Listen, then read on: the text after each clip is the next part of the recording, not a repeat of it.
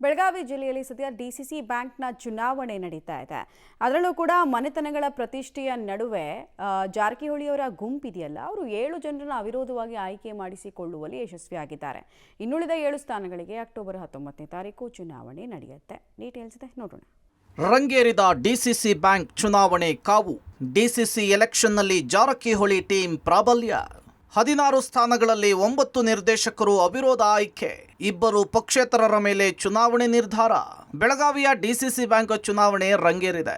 ಬೆಳಗಾವಿ ಜಿಲ್ಲೆಯಲ್ಲಿ ಒಟ್ಟು 15 ತಾಲೂಕುಗಳಿದ್ದು ಪ್ರತಿಯೊಂದು ತಾಲೂಕಿನಿಂದ ಓರ್ವ ನಿರ್ದೇಶಕರನ್ನ ಆಯ್ಕೆ ಮಾಡಿಕೊಳ್ಬೇಕಾಗಿದೆ. ಸದ್ಯ ಜಾರಕಿಹೊಳಿ ಬೆಂಬಲಿತರ 7 ಸದಸ್ಯರು ಪ್ರತಿಸ್ಪರ್ಧಿಗಳಿಲ್ಲದೆ ಅವಿರೋಧವಾಗಿ ಆಯ್ಕೆಯಾಗಿದ್ದಾರೆ. ಕಾಗವಾಡ ಶಾಸಕ ರಾಜು ಕಾಗೆ ಹಾಗೂ ಚಿಕ್ಕೋಡಿ ಶಾಸಕ ಗಣೇಶ್ ಹುಕ್ಕೇರಿ ಇಬ್ಬರೂ ಸಹ ಸ್ವತಂತ್ರವಾಗಿ ಅವಿರೋಧವಾಗಿ ಆಯ್ಕೆಯಾಗಿದ್ದಾರೆ. ಡಿಸಿಸಿ ಬ್ಯಾಂಕ್ ಚುನಾವಣೆ ಕುತೂಹಲದ ಘಟ್ಟ ತಲುಪಿದೆ. ಇನ್ನುಳಿದ 7 ಸ್ಥಾನಗಳಿಗೆ ಚುನಾವಣೆ ಆಗೋದು ನಿಗದಿಯಾಗಿದೆ. ಅಕ್ಟೋಬರ್ 19ರಂದು ನಡೆಯಲಿರುವ ಚುನಾವಣೆಯಲ್ಲಿ ಪಿಕೆಪಿಎಸ್ ಅಧ್ಯಕ್ಷರು ನಿರ್ದೇಶಕರ ಹಣೆಬರಹವನ್ನು ಬರೆಯಲಿದ್ದಾರೆ. ಆಫೀಸಲ್ಲಿ ಅನೌನ್ಸ್ ಮಾಡಿದ್ದಾರೆ ಅಂದರೆ ಚುನಾವಣೆ ಅಧಿಕಾರಿಗಳು ಏನು 16 ಸ್ಥಾನಕ್ಕೆ ಚುನಾವಣೆ ನಡೆದಿದ್ದು ಅದರೊಳಗೆ 9 ಅವಿರೋಧ ಆಯ್ಕೆ ಆದ್ವಿ. ಸೊ ನಾವು 13 ಜನ ಏನು ಪ್ಯಾನೆಲ್ ಮಾಡಿದ್ವಲ್ಲ ರೀ, 13 ಜನದಾಗ 7 ಜನ ಕ್ಲಿಯರ್ ಕಟ್ ಅಂದ್ರೆ ಅವಿರೋಧ ಆಯ್ಕೆ ಆದ್ರೆ ಅವ್ರು ಅಂದ್ರೆ 9ಗೆ ಅವಿರೋಧ ಆಯ್ಕೆ ಆಗಿ ಇನ್ನು 7 ಸ್ಥಾನಕ್ಕೆ ಅಕ್ಟೋಬರ್ 19 ಚುನಾವಣೆ ನಡೀತಾ ಇದಾವೆ ರೀ.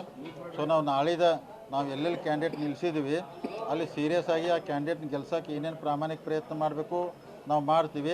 ಸದ್ಯ ಜಿಲ್ಲೆಯಲ್ಲಿ ಸವದಿ ಮತ್ತು ಕತ್ತಿ ವರ್ಸಸ್ ಜಾರಕಿಹೊಳಿ ಎಂಬ ರಾಜಕೀಯ ಶುರುವಾಗಿದೆ. ಈಗಾಗಲೇ ತಮ್ಮ 7 ಬೆಂಬಲಿತ ಅಭ್ಯರ್ಥಿಗಳನ್ನು ಗೆಲ್ಲಿಸಿಕೊಳ್ಳುವಲ್ಲಿ ಜಾರಕಿಹೊಳಿ ಬ್ರದರ್ಸ್ ಯಶಸ್ವಿಯಾಗಿದ್ದಾರೆ. ಇನ್ನು ಬಹುಮತ ಸಾಬೀತಿಗೆ ಬೇಕಾದ 2 ಸ್ಪರ್ಧಿಗಳು ಜಾರಕಿಹೊಳಿ ಗುಂಪಿನಿಂದ ಆಯ್ಕೆಯಾದರೆ ಬ್ಯಾಂಕ್ ಸಂಪೂರ್ಣ ಜಾರಕಿಹೊಳಿ ಬ್ರದರ್ಸ್ ಕೈಗೆ ಸೇರುತ್ತೆ.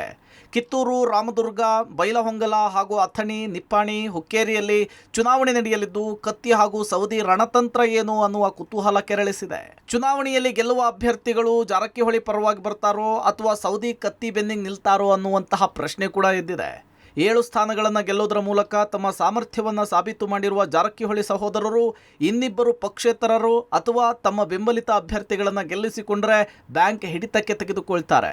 ಅತ್ತ ಲಕ್ಷ್ಮಣ್ ಸವದಿ 1 ಗಿಡ ನೆಟ್ಟಾಗ ಅದು ಏಕಾಂಗಿಯಾಗಿಯೇ ಆಗಿರುತ್ತೆ. ಬೆಳೆದ ನಂತರ ರೆಂಬೆ ಕೊಂಬೆಗಳು ದೊಡ್ಡದಾಗುತ್ತೆ ಅಂಥೇಳಿ ಪರೋಕ್ಷವಾಗಿ ಕೌಂಟರ್ ಕೊಟ್ಟಿದ್ದಾರೆ.